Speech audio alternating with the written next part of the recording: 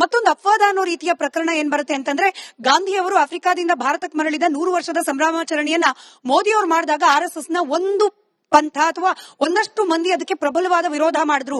ಗೋಡ್ಸೆ ಜಯಂತಿ ಮಾಡ್ತೀನಿ ಅಂತ ಹೊರಟ್ಬಿಟ್ರು. ಅದನ್ನ ವಿರೋಧ ಮಾಡಿದ್ದು ಕೂಡ ಇದೆ ಪ್ರಧಾನಿ ನರೇಂದ್ರ ಮೋದಿ. ಈಗ ಗಾಂಧಿಯ ಹತ್ಯೆ ಆಯ್ತಲ್ಲ ಜನವರಿ 30, ಆ ದಿನವನ್ನ ಒಂದು ವರ್ಗ ಗಾಂಧಿ ವಧಾ ದಿವಸ ಅಂತ ಆಚರಣೆ ಮಾಡ್ತದೆ, ಸಂಭ್ರಮಿಸ್ತದೆ. ಗಾಂಧೀಜಿಯ ಪ್ರತಿಮೆಯನ್ನ ಮಾಡಿ ಅದಕ್ಕೆ ಮತ್ತೆ ಮತ್ತೆ ಗುಂಡು ಹಾಕಿ ಫೋಟೋ ತೆಗೆಸ್ಕೊತಾರೆ. ಆ ಯಾರು ಫೋಟೋ ತೆಗೆಸ್ಕೊತಾರೆ ಅವರನ್ನ ಪ್ರಧಾನಮಂತ್ರಿಗಳು ಫಾಲೋ ಮಾಡ್ತಾರೆ, ಟ್ವಿಟರ್ ಅಲ್ಲಿ ಫಾಲೋ ಮಾಡ್ತಾರೆ. ಗಾಂಧಿ ವಿರೋಧಿ ಅಲ್ಲ ಅಂತ ಹೇಗೆ ಹೇಳ್ತೀರಿ ನೀವು? ಈಗ ಒಬ್ಬ ಪ್ರಧಾನಮಂತ್ರಿ ಆಗಿ ನರೇಂದ್ರ ಮೋದಿ ಅವರು ಗಾಂಧಿ ವಿರೋಧಿ ಇರಬಹುದು, ಒಬ್ಬ ಪ್ರಧಾನಮಂತ್ರಿ ಆಗಿ ನೀವು ಏನಾದ್ರೂ ನಿಮ್ಮ ಸಿದ್ಧಾಂತ ಇರಲಿ, ಯಾವುದೇ ಸೈದ್ಧಾಂತಿಕ ಇರಲಿ, ಬಾಪು ಅನ್ನ ಬಿಟ್ಟು ನೀವು ಇರಕ್ ಆಗೋದೇ ಇಲ್ಲ. You have to go before him. ನೀವು ಬಗ್ಲೇಬೇಕಾಗುತ್ತೆ. ಆ ಒಂದು ಅನಿವಾರ್ಯತೆಗೆ ಅವರು ರಾಜಕೀಯವಾಗಿ ಕೆಲವೊಂದು ಸ್ಟ್ಯಾಂಡ್ ತಗೊಂಡಿರಬಹುದು. ಬಟ್ ಅವರು ಯಾವ ಶಾಲೆಯಿಂದ ಬರ್ತಾರೆ? RSS ಶಾಲೆ, RSS school of thought. What is RSS school of thought?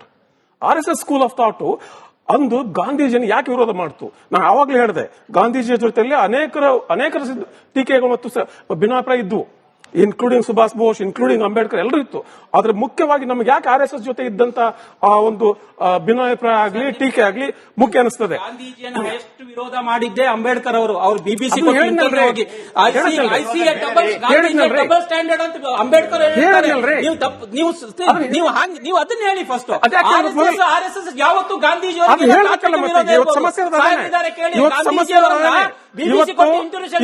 Double standard ವ್ಯಕ್ತಿ ಸಿಗ್ತಾನೆ ಗಾಂಧೀಜಿ ಅಂತ ಅಂಬೇಡ್ಕರ್ ಅವರು ಹೇಳಿದ್ರು. ಅಂಬೇಡ್ಕರ್ ಅವ್ರ ಹೆಸರು ಹೇಳೋದಕ್ಕೆ ಭಯ ಆಗುತ್ತೆ. ಅಂಬೇಡ್ಕರ್ ಅವ್ರ ಹೆಸರು ಹೇಳೋದಕ್ಕೆ ಭಯ ಆಗುತ್ತೆ. ವಿರೋಧ ಮಾಡಿದ್ರು. ನೀವು ಹೇಳಿದ ಪಾಠನ ಒಪ್ಸೋದಿಲ್ಲ ಇಲ್ಲಿ. ಕೇಳಿ ನನ್ನ ವಿಚಾರ ನನಗೆ ಗೊತ್ತಿದೆ. ಅಂಬೇಡ್ಕರ್ ಹಿಂದುತ್ವ ಅತಿ ಹೆಚ್ಚು ಸೈದ್ಧಾಂತಿಕವಾಗಿ ಮಾತಾಡಿದ್ರೆ ಅದನ್ನ ಹೇಳ್ತಿದ್ರೆ ಕೇಳಿ. ಗಾಂಧೀಜಿ ಹೇಗೆ ಜಗಳ ಶುರು ಆಯ್ತು ಅಂತ RSSಗೆ. ಇಡೀ ಜಗತ್ತಿನಾದ್ಯಂತ ಖಿಲಾಫತ್ ಚಳವಳಿ ಶುರುವಾದಾಗ ಗಾಂಧೀಜಿ ಕರೆ ಕೊಡ್ತಾರೆ, ಕಾಂಗ್ರೆಸ್ ಮತ್ತು ನಮ್ಮ ಚಳವಳಿ ಇಲ್ಲಿನ ಮುಸಲ್ಮಾನರ ಜೊತೆಲಿ ಇರಬೇಕು ಅಂತ. ಆ ಒಂದು ಅಸಮಾಧಾನಕ್ಕೆ, ಆ ಒಂದು ಸಿಟ್ಟಿಗೆ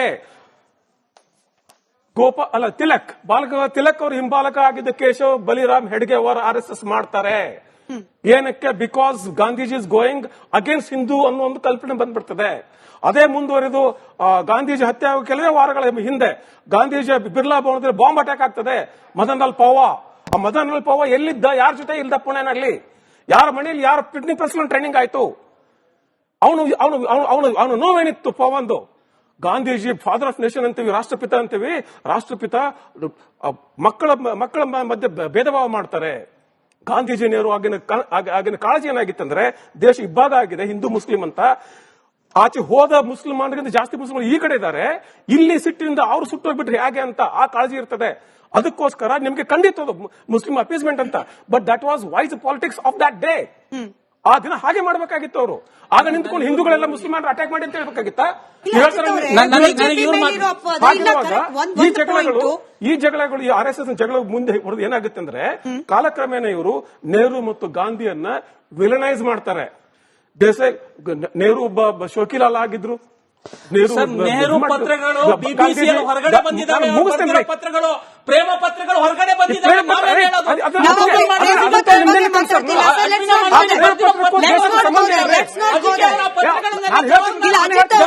ಬಿಜೆಪಿ ಮೇಲೆ RSS ಮೇಲೆ ಇರುವ ಗಂಭೀರ ಆರೋಪನೆ ಅದು. Gandhi wanted a secular India, but RSSಗೆ ಬೇಕಾಗಿರೋದು ಹಿಂದೂ ರಾಷ್ಟ್ರ.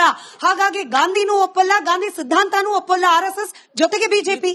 ಇದು ಫಸ್ಟ್ ಆಫ್ ಆಲ್ ನಿಮ್ ಫಂಡಮೆಂಟಲಿ ರಾಂಗ್ ಇದ್ದೀರಿ ನೀವು. ನಾನು ಹೇಳ್ತೀನಿ, ಗಾಂಧಿ ಕೇಳಿದ್ದು ರಾಮರಾಜ್ಯ, ಸೆಕ್ಯುಲರ್ ರಾಜ್ಯ ಅಲ್ಲ. ಸೆಕ್ಯುಲರ್ ರಾಜ್ಯ ಅನ್ನೋದು ಒಂದ್ ನಿಮಿಷ ನಾನು ಹೇಳ್ತೀನಿ. ಈ ಸೆಕ್ಯುಲರ್ ರಾಜ್ಯ ಅನ್ನೋದನ್ನ ದೇಶವನ್ನ ಆಳಿದ ಕಾಂಗ್ರೆಸ್ ಅವರ ಜೊತೆಗೆ ಟೆಕ್ಸ್ಟ್ ಪುಸ್ತಕದಲ್ಲಿ ತೋರಿಸಿ ಇದು ಇವ್ರಿಗೆ ಏನ್ ಹೇಳಬೇಕು, ಇವ್ರಿಗೆ ಏನ್ ಹೇಳಬೇಕಿತ್ತು ಅದನ್ನ ಗಾಂಧಿ ಹೆಗ್ಲಲ್ಲಿ ಹೊಡೆದ್ರು, ಅಂಬೇಡ್ಕರ್ ಹೆಗ್ಲಲ್ಲಿ ಹೊಡೆದ್ರು.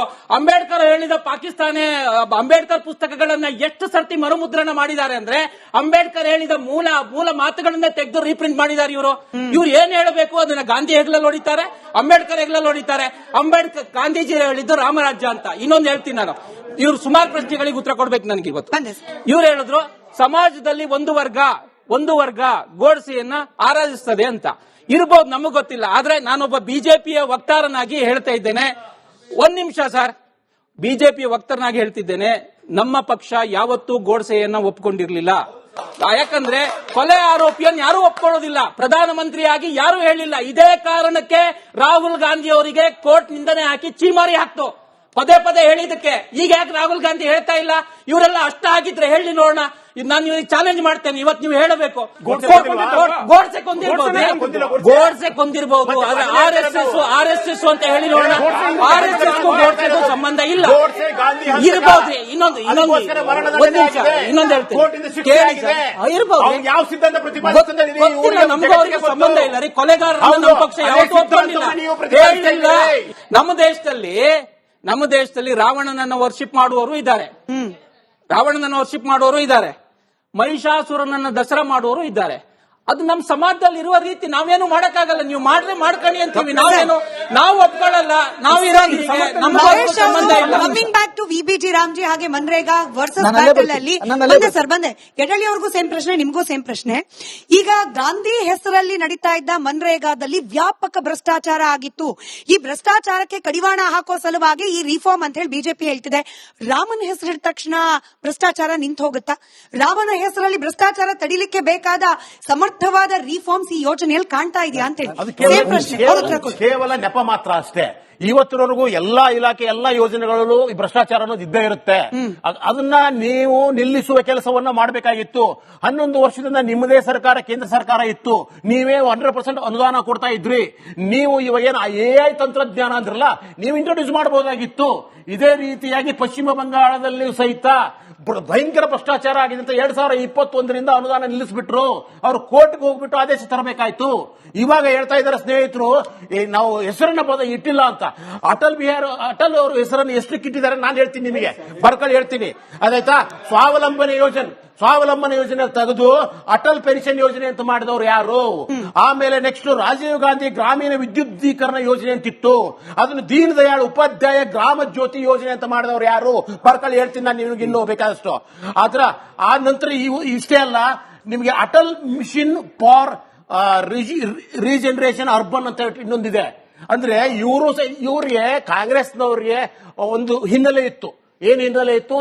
ಈ ಸ್ವಾತಂತ್ರ್ಯ ಸಂಗ್ರಾಮದಲ್ಲಿ ಕೆಲಸ ಮಾಡಿದಂತ ಹೋರಾಡಿದಂತವ್ರು ಮಹಾತ್ಮ ಗಾಂಧಿ ಇರಬಹುದು, ನೆಹರು ಅವರಾಗಿರ್ಬೋದು, ಇವರೆಲ್ಲರದು ಒಂದು ಹಿನ್ನೆಲೆ ಇತ್ತು. ಅವ್ರ ಹೆಸರನ್ನು ಇಟ್ಟಿದ್ರು. ಇವ್ರಿಗೆ ಹಿನ್ನೆಲೆ ಇವರು ಬ್ರಿಟಿಷ್ ಏಜೆಂಟ್ಸ್ ಆಗಿದ್ರು. ಇವರು ಯಾವತ್ತೂ ಸಹಿತ ಸ್ವಾತಂತ್ರ್ಯ ಸಂಗ್ರಾಮದಲ್ಲಿ ಕೆಲಸ ಮಾಡಿಲ್ಲ. ಆದ್ದರಿಂದ ಇವ್ರ ಹೆಸರಿಡೋದಕ್ಕೆ ಒಂದ್ ಹೆಸರು ಇಲ್ಲ ಇವರಿಗೆ. ಯಾವತ್ತಾದ್ರೂ ತೋರಿಸಿ ಇಲ್ಲ. ಯಡಳ್ಳಿ ಸರ್, ನೀವು ಹೇಳಿದ್ರಿ ಕಾಂಗ್ರೆಸ್ಗೆ ಸ್ವತಂತ್ರ ಹೋರಾಟಗಾರರ ಸಂಪರ್ಕ ಹಿನ್ನೆಲೆ ಇತ್ತು, ಹಾಗಾಗಿ ಸರಿಯಾ ಸರ್, ಒಪ್ಕೊಳ್ಳೋಣ.